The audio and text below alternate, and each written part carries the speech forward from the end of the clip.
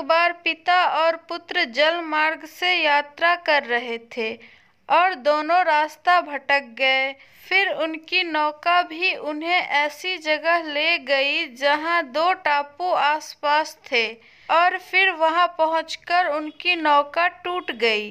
पिता ने पुत्र से कहा, अब लगता है हम दोनों का अंतिम समय आ गया है। दूर दूर तक कोई सहारा नहीं दिख रहा है। अचानक उन्हें एक उपाय सूझा। उन्होंने अपने पुत्र से कहा कि वैसे भी हमारा अंतिम समय नजदीक है, तो क्यों न हम ईश्वर की प्रार्थना करें।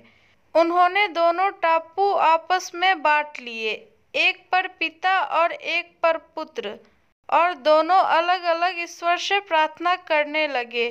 पुत्र ने ईश्वर से कहा, हे भगवान, इस टापू पर पेड़ पौधे उग जाएं, जिसके फल फूल से हम अपनी भूख मिटा सके। प्रार्थना सुनी गई। तत्काल पेड़ पौधे उग गए और उसमें फल फूल भी आ गए। उसने कहा, ये तो चमत्कार हो गया। फिर उसने प्रार्थना की कि एक सुंदर स्त्री आ जाए, जिससे हम यहाँ उसके साथ रहकर अपना परिवार बसाएं। तत्काल एक सुंदर स्त्री प्रकट हो गई। अब उसने सोचा कि मेरी हर प्रार्थना सुनी जा रही है, तो क्यों न हम ईश्वर से यहाँ से बाहर निकलने का रास्ता मांगे। उसने ऐसा ही किया। उसने प्रार्थना की कि एक नई नाव आ जाए, जिसमें सवार होकर हम यहाँ से बाहर निकल सके।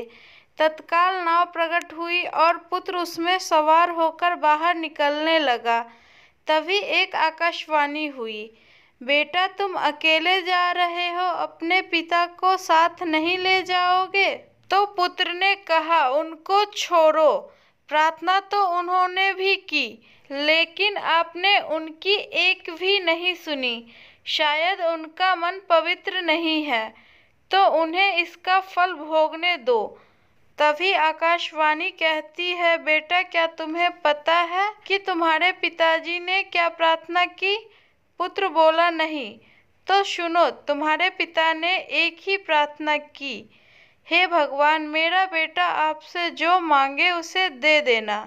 तो दोस्तों, ऐसे होते हैं माता पिता जो अपने हिस्से का भी अपने पुत्र को दे देते हैं, और हम सबको अपनी माता पिता का सम्मान करना चाहिए। धन्यवाद। आपको यह कहानी अच्छी लगी हो तो लाइक और कमेंट जरूर करें और हमारे चैनल को सब्सक्राइब करना ना भूलें।